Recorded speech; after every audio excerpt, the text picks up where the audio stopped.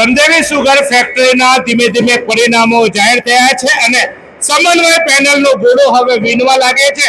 અમિત પટેલના નેતૃત્વમાં અને જેબી પટેલના માર્ગદર્શન હેઠળ લડાયેલી સમન્વય પેનલમાં હવે છઠ્ઠી બેઠક પર વિજય થઈ છે. વલસાડની બેઠક, આમ તો વલસાડની બેઠક કહેવાય છે કે નિશ્ચિત હતી, કારણ કે વલસાડમાં સહકાર પેનલના ઉમેદવાર અત્યારે મતદાન ગણતરીમાં પણ આવ્યા નહોતા. ત્યારે ચોક્કસ કમલભાઈએ બધી કોઈ બાજી મારી છે વોર્ડ નંબર 10માં અને આ નિશ્ચિત થયો છે કે સમન્વય પેનલ હવે સત્તા તરફ આગળ વધી રહી છે. આ વિજય કોને આપશો શ્રી? હું જયંતિ બાપાને આપું છું. જે બાપાએ એમની હવે છેલ્લી અવસ્થામાં જે અમને મારા ઉપર વિશ્વાસ રાખીને જે મને ટિકિટ આપી તે બદલ મારી જીતને હું બાપાને અર્પણ કરું છું, જયંતિ બાપાને અર્પણ કરું છું. અને બાપાનું સપનું હતું કે એક શાંત અને વિકાસ કરે એવી પેનલ મારે મૂકવું છે. તો હું આ બાપાને મારી આ જીતને હું અર્પણ કરું છું.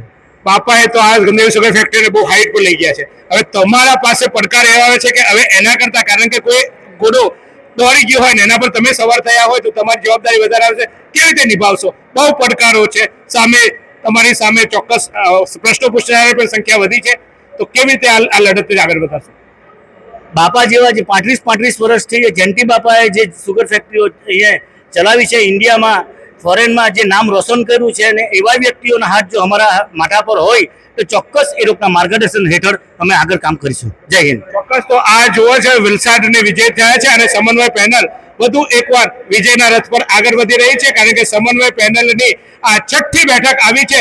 અત્યાર સુધી 11 પરિણામો આવી ચૂક્યા છે. 11 પરિણામોમાં 6 બેઠકો સમન્વય પેનલની, 4 બેઠકો સહકાર પેનલની અને એક અપક્ષ ઉમેદવાર વિજેતા થયા છે. એ પૈકી સહકાર પેનલના એક રણજીતભાઈ એ પણ બિનહરીફ ચૂંટાઈ આવ્યા હતા. એટલે જે ચૂંટણીમાં 3 બેઠકો સહકાર પેનલની મળી છે, જ્યારે જયંતિભાઈના નેતૃત્વમાં અમિતભાઈની આગેવાનીમાં લડાયેલી સમન્વય પેનલે હવે ધીમે ધીમે આ ગંદેવી સુગર ફેક્ટરીમાં સત્તા મેળવવાનું નિશ્ચિત કર્યું છે. અમિત પટેલ કદાચ આગામી આ ગંદેવી સુગરના ચેરમેન હોય એવું ચિત્ર અત્યારે સ્પષ્ટ દેખાઈ રહ્યું છે. ત્યારે હવે 2 પરિણામો મુખ્ય બાકી છે, મહિલાઓની પરિણામ અને આદિજાતિ અને અનુસૂચિત જાતિના જે 2 બેઠકો છે એના પણ હવે ધીમે ધીમે પરિણામ બહાર આવશે. એટલે થોડીક ક્ષણોમાં જ હવે ચિત્ર ક્લિયર થઈ જવાનું છે.